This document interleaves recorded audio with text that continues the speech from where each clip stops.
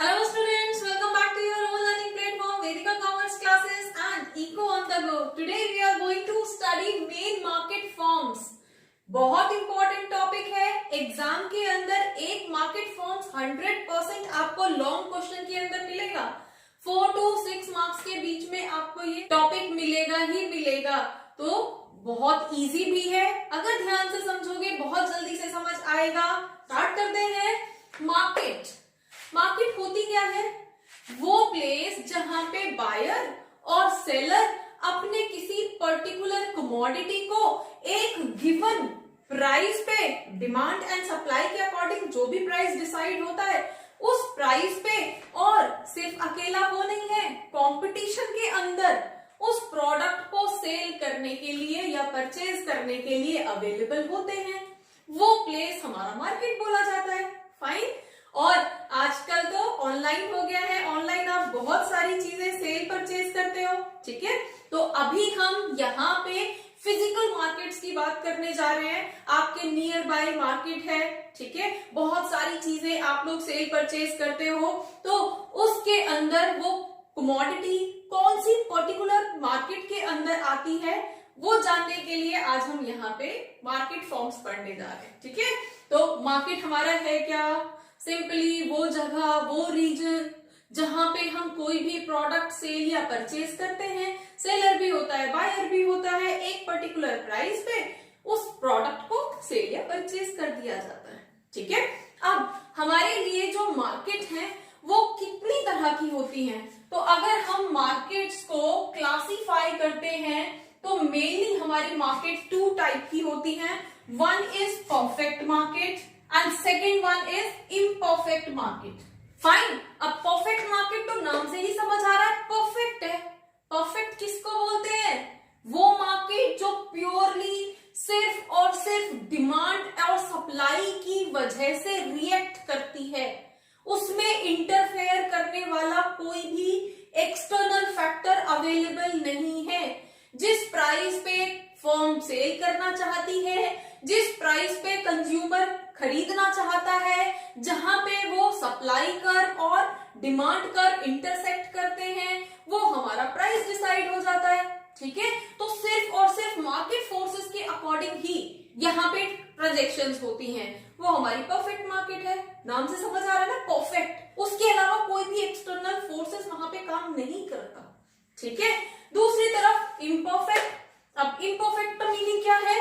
Imperfect means वहां पे market अपने आप से रिएक्ट नहीं कर रही है, कोई ना कोई एक्सटर्नल फैक्टर है जो मार्केट को लीड कर रहा है।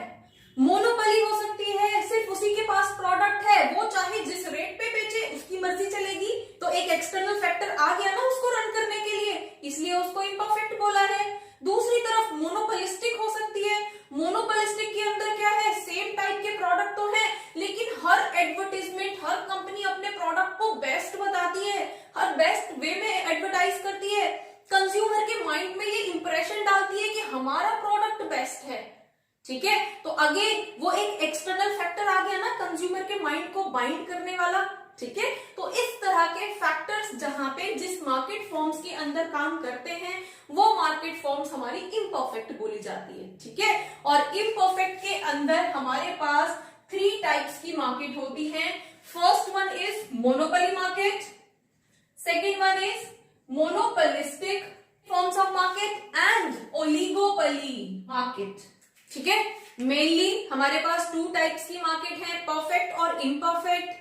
परफेक्ट इटसेल्फ परफेक्ट है तो उसको तो क्लासिफाई नहीं किया जा सकता, लेकिन इम्परफेक्ट में कोई एक्सटर्नल फैक्टर है जो उस मार्केट को इम्परफेक्ट बना रहा है, उसको हम क्लासिफाई करते हैं 3 मार्केट्स के अंदर। First one is monopoly market, second one is monopolistic and third one is oligopoly. तो इस तरह से हमारे पास 4 मार्केट्स हुई हैं और हम 4 मार्केट्स को 1 बाय 1 करेंगे। आज हम इस क्लास के अंदर परफेक्ट कंपटीशन करने जा रहे हैं। अब परफेक्ट मार्केट क्या होता है? अभी हमने थोड़ी देर पहले डिस्कस किया, वो मार्केट जो परफेक्टली मार्केट सेंस में वर्क करती है, मार्केट फैक्टर्स की वजह से रिएक्ट करती है। और मार्केट फैक्टर्स कौन से होते हैं? सिर्फ 2, demand and supply. Only 2 factors जो मार्केट को इफेक्ट करते हैं, ठीक है। तो जब जब मार्केट किसी एक्सटर्नल फैक्टर से इफेक्ट ना होके सिर्फ और सिर्फ प्योर फॉर्म में डिमांड और सप्लाई की वजह से अप या डाउन करती है, उस मार्केट को हम परफेक्ट मार्केट बोलते हैं।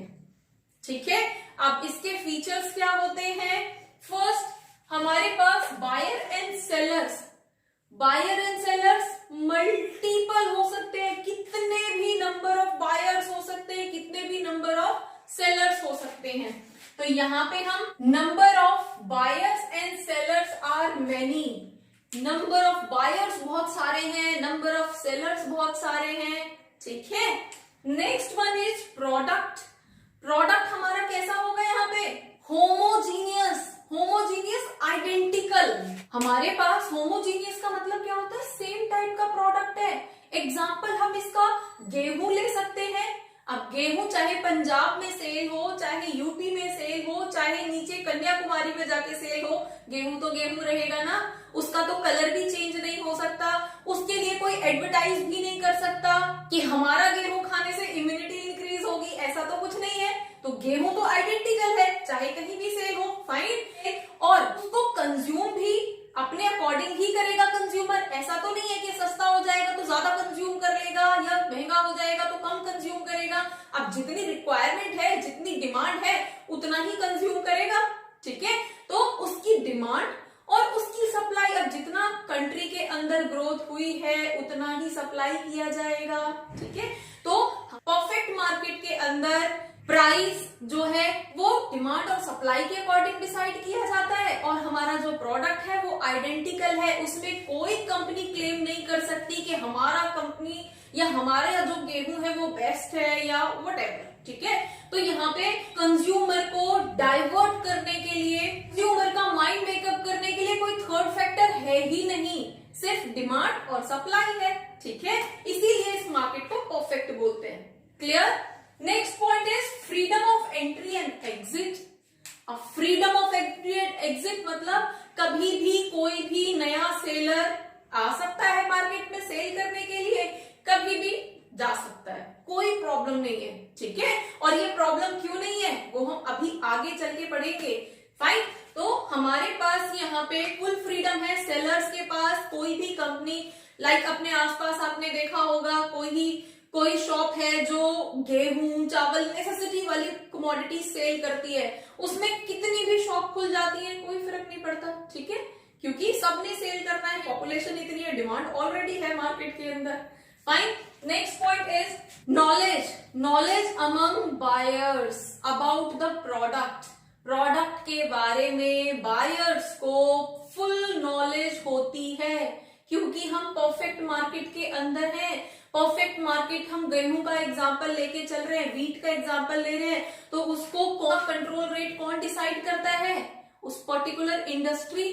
ठीक है, या फिर गवर्नमेंट डिसाइड कर रही है ना उसका कंट्रोल रेट। अब पूरी कंट्री के अंदर जहां भी वो गेहूं सेल होगा वो उस प्राइस पे ही सेल होगा। बायर को ये अच्छे से पता है, तो क्या बायर उसके लिए कोई भी एक्स्ट्रा पैसे देने को तैयार होगा? नहीं, क्योंकि पता है, बायर को बहुत अच्छे से मालूम है कि गवर्नमेंट ने क्या रेट डिसाइड किया है, उससे ज्यादा वो एक भी पैसा नहीं देगा। ठीक है, सो consumer is fully aware about the product. ठीक है, उसकी सप्लाई, उसकी ग्रोथ, कंट्री के अंदर कितनी ग्रोथ हुई है, गवर्नमेंट ने क्या कंट्रोल रेट डिसाइड किया है, वगैरह वगैरह सब कुछ बहुत अच्छे से मालूम है। Next point is mobility of factor of production. अब आपके प्रोडक्ट की कॉस्ट आपके cost of factors of production से भी इफेक्ट करती है। अब फैक्टर्स ऑफ प्रोडक्शन क्या होते हैं? उस प्रोडक्शन को बनाने में, करने में जो आपकी कॉस्ट आई है, रॉ मटेरियल के लिए आपने खर्च किया होगा, उस प्रोडक्ट को रॉ मटेरियल से फाइनल गुड बनाने के लिए आपने कुछ खर्च किया होगा, लेबर को पैसे दिए होंगे, व्हाटएवर, ये सारी जो कॉस्ट होती है, these are called factors of production. ठीक है, देन अब यहाँ पे mobility of factors of production कौन से होते हैं? Land, labour, capital and the owner. ठीक है, ये मेनली 4 फैक्टर्स ऑफ प्रोडक्शन होते हैं। और हम आइडेंटिकल प्रोडक्ट्स की बात कर रहे हैं, उसके अंदर ये इजीली अवेलेबल होते हैं। ऐसा नहीं होता कि सिर्फ उत्तर प्रदेश के अंदर ही गेहूं उगाया जा सकता है, दूसरे किसी स्टेट में गेहूं नहीं उगाया जा सकता। तो ये तो फुली मोबाइल है, ठीक है, पूरी कंट्री के अंदर कहीं भी इसका प्रोडक्शन किया जा सकता है और सेल की जा सकती है। तो हमारे फैक्टर्स ऑफ प्रोडक्शन जो है वो फुली मोबाइल हैं। Fine, next point comes transportation cost. अब ट्रांसपोर्टेशन कॉस्ट क्या होती है? ऑर्गेनाइजेशन से, फैक्ट्री से एंड कंज्यूमर तक पहुंचने तक के लिए जो ट्रांसपोर्ट मोड यूज किया गया है, उस ट्रांसपोर्ट मोड के लिए आपने जो पेमेंट की है वो ट्रांसपोर्टेशन कॉस्ट होती है। अब ट्रांसपोर्टेशन कॉस्ट, सपोज आप यूपी से ले जाके किसी सदर्न स्टेट के अंदर गेहूं को सप्लाई कर रहे हो, तो ये बेवकूफी किसकी है? जब आपको पता है आप एक आइडेंटिकल प्रोडक्ट सेल कर रहे हो, गवर्नमेंट ने उसका रेट ऑलरेडी डिसाइड किया हुआ है, कंज्यूमर फुली अवेयर है, तो क्या कंज्यूमर एक्स्ट्रा सिर्फ इसलिए देगा कि आपने यूपी से मंगाया है ये गेहूं? नहीं देगा ना। तो परफेक्ट मार्केट के अंदर कभी भी ट्रांसपोर्टेशन कॉस्ट इन्वॉल्व नहीं होती, ठीक है। तो ट्रांसपोर्टेशन कॉस्ट के नाम पे फर्म अपने प्रोडक्ट का प्राइस इंक्रीज नहीं कर सकती। Clear? Next one is selling cost. Selling cost तो हम पहले से ही बात कर रहे हैं। प्राइस किसने डिसाइड किया? गवर्नमेंट ने ना। कंट्रोल रेट किसने डिसाइड किया? गवर्नमेंट ने, या फिर उस पर्टिकुलर इंडस्ट्री ने कि हम तो इसी प्राइस पे सेल करेंगे, ठीक है। इन तो बायर को तो उसी प्राइस पे खरीदना पड़ेगा, फाइन, ठीक है। नाउ अब कोई भी फर्म उस इंडस्ट्री को डिसओबे करके अपना प्राइस नहीं इंक्रीज या डिक्रीज कर सकती। वो इंक्रीज भी नहीं कर सकती और उस प्राइस को कंपटीशन में रहने के लिए डिक्रीज भी नहीं कर सकती। सो उनका सेलिंग प्राइस वही रहता है जो इंडस्ट्री ने या गवर्नमेंट ने डिसाइड कर दिया होता है, ठीक है।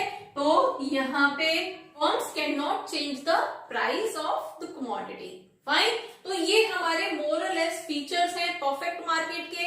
जब भी आपसे क्वेश्चन पूछा जाएगा परफेक्ट मार्केट क्या होती है, उसके फीचर्स क्या होते हैं, तो आप ये सारी चीजें वहां पे एक्सप्लेन करके आएंगे ना। कुछ और इंपॉर्टेंट पॉइंट्स होते हैं हमारे परफेक्ट मार्केट से related, like perfect market is a price taker. Perfect market price taker होती है। हमने अभी तक क्या पढ़ा है? उसने कोई रेट डिसाइड किया था, कोई प्राइस डिसाइड किया था? नहीं। किसका प्राइस किसने डिसाइड किया था? कमोडिटी का प्राइस गवर्नमेंट ने डिसाइड किया था, या फिर उस पर्टिकुलर इंडस्ट्री ने डिसाइड किया था कि ये प्रोडक्ट इसी रेट से सप्लाई होगा। तो प्राइस टेकर तो हुई ना, फर्म तो प्राइस को फॉलो कर रही है। जो किसी ने डिसाइड कर दिया उसको फर्म्स जो है वो फॉलो कर रही है, उसी प्राइस पे सेल कर रही है। That's why it is always a price taker forms of market, ठीक है। नेक्स्ट, परफेक्ट मार्केट को हम प्योर मार्केट भी बोलते हैं। अब प्योर मार्केट का मतलब क्या है? जहां पे मार्केट प्योरली रिएक्ट कर रही हो, सिर्फ मार्केट के फैक्टर्स ही हो, डिमांड और सप्लाई सिर्फ उसी की वजह से रिएक्ट कर रही हो। तो यही तो पढ़ा है हमने, परफेक्ट मार्केट जो है वो प्योर मार्केट भी बोली जाती है। अब इसका डिमांड कर्व कैसे बनता है? अब जब हम परफेक्ट मार्केट की बात कर रहे हैं तो डिमांड कर्व हमारा कुछ इस तरफ हमने क्वांटिटी डिस्प्ले की थी, इस तरफ हमने प्राइस डिस्प्ले किया था, ठीक है। और परफेक्ट मार्केट की बात कर रहे हैं तो परफेक्ट इलास्टिक डिमांड कौन सी वाली थी? जहां पे प्राइस कांस्टेंट है। हम यही तो पढ़ रहे हैं, प्राइस तो कांस्टेंट है, प्राइस में कोई चेंज हो ही नहीं सकता। ना तो ट्रांसपोर्टेशन कॉस्ट के नाम पे, ना सेलिंग प्राइस के नाम पे, किसी भी सेंस में यहाँ प्राइस को चेंज नहीं कर सकते। तो प्राइस तो हमारा यही रहेगा, है ना। प्राइस में चेंज नहीं हो रहा है। तो क्वांटिटी सपोज पहले इतनी थी, डजंट मैटर, वो डिक्रीज होके इस तरफ आ जाए तो भी कोई फर्क नहीं पड़ता। पॉपुलेशन किसी भी दूसरे फैक्टर की वजह से क्वांटिटी इंक्रीज हो जाए तो भी कोई फर्क नहीं पड़ता, प्राइस तो जितना था उतना ही रहेगा। ठीक है, और परफेक्ट मार्केट के अंदर इलास्टिसिटी की बात करते हैं तो इलास्टिसिटी हमारा क्या था, इन्फिनिट था ना। जहां पे इलास्टिसिटी इन्फिनिट है, और इन्फिनिट कहां पे होती है, जहां पे प्राइस में कोई चेंज नहीं हो रहा है, सिर्फ क्वांटिटी में चेंज हो रहा है। तो अगर आपको याद हो तो कुछ इलास्टिसिटी ऑफ डिमांड कुछ इस तरह से थी, change in quantity divided by change in price, और चेंज इन प्राइस हमारा यहाँ पे 0 है। तो जब हम चेंज इन क्वांटिटी को 0 से डिवाइड करते हैं तो इलास्टिसिटी ऑफ डिमांड हमारी क्या आई थी, इन्फिनिट ही तो आई थी, है ना। तो इसका ग्राफ किस तरह से बनेगा, डिमांड कर्व कैसे बनेगा, इस तरह से। ठीक है, अब जब हमारे प्राइस में कोई चेंज नहीं हो रहा है, हमारा जो डेल प्राइस है वो 0 है ना, तो हमारे एवरेज प्राइस में भी चेंज नहीं होगा, हमारे मार्जिनल प्राइस में भी चेंज नहीं होगा ना। 10 रुपीज के अकॉर्डिंग ही हम 1 क्वांटिटी सेल कर रहे हैं और 10 रुपीज के अकॉर्डिंग ही हम 100 क्वांटिटी सेल कर रहे हैं, कोई चेंज नहीं है। तो हमारा प्राइस ही, जो भी प्राइस XYZ डिसाइड किया गया है वही हमारे एवरेज रेवेन्यू के इक्वल होगा और वही हमारे मार्जिनल रेवेन्यू के इक्वल होगा। एवरेज रेवेन्यू क्या होता है, हमारा total revenue divided by quantity, याद है ना। और मार्जिनल रेवेन्यू क्या होता है, हम टोटल रेवेन्यू से निकालते हैं ना, टोटल रेवेन्यू वाले कॉलम में second minus first, third minus second करके हम मार्जिनल रेवेन्यू निकालते हैं। Means cost total revenue of last unit minus total revenue of second last unit, इस तरह से करके हमने कुछ मार्जिनल रेवेन्यू निकाला था। ठीक है, तो ओवरऑल हमारी जो परफेक्ट मार्केट है, यहां से सेलर को सिर्फ और सिर्फ नॉर्मल प्रॉफिट अर्न करने को मिलता है, वो प्राइस में कोई भी डिस्क्रिमिनेशन नहीं कर सकता, क्योंकि प्रोडक्ट में डिस्क्रिमिनेशन नहीं है ना, प्रोडक्ट भी आइडेंटिकल है, सेम है। तो ये मोर और लेस हमारे फीचर्स हैं परफेक्ट मार्केट के। होपफुली आपको समझ आया होगा। For more market forms and for many more, keep watching, keep learning. Thank you.